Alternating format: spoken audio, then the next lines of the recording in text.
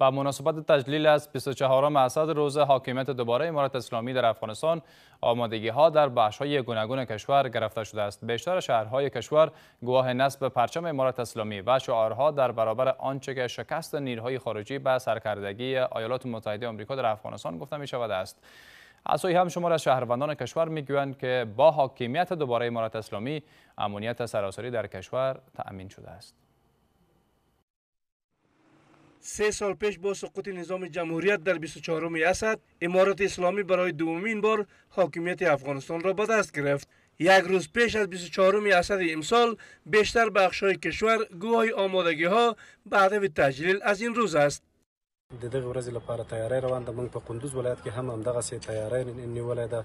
په سلهاو شعارونه، بنرونه، په زرهاو بیرغونه په چوکونو کې، په ښارونو کې، همداسې په نورو هغو کې نصب شوي دي. برای جشن پیروزی و استقلال کشور مراسم فرهنگی داریم در شهر مزار شریف. در بخش‌های مختلف ما الحمدلله مراسم فوق‌العاده را گرفته هستیم.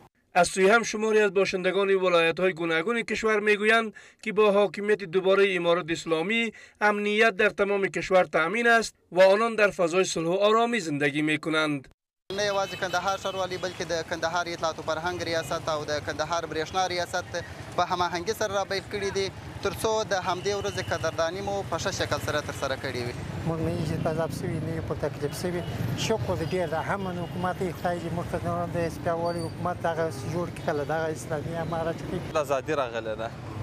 نو ماشاءالله موږ ډېر راضي د اسلامي امارت څخه ډېرې مدرسې فعاله دي او ډېر پرمختګونه شوي دي. په افغانستان کې الحمدلله مکمل امنیت تامین ده، هیڅ مشکل نشته. ټول هیوادوال کولی شي چې په خپل ډاډه زړه په خپل امنیت فضا کې خپل درس، تحصیل، کار او روزگار ته ورسیږي. گرامی داشت از روزهای ملی مسئولیت همه شهروندای افغانستان است. من هم به عنوان یک جوان و یک هنرمند سهم خود در این روز ملی میخوایم ادا بکنم. د ابدای کارونه هم روان دي، ان شاء الله نور به هم وشي او د امارت اسلامي څخه دا هیله ده چې د ځوانانو ته کار پیدا کړي او ځوانان تشویق کړي او کار لپاره.